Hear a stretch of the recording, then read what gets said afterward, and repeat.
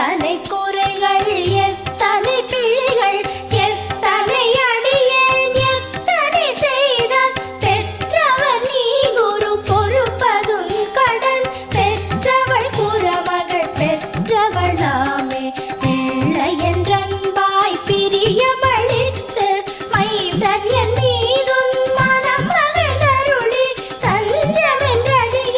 தழித்திட அருள் செய் கந்த சஷ்டி கவசம் விரும்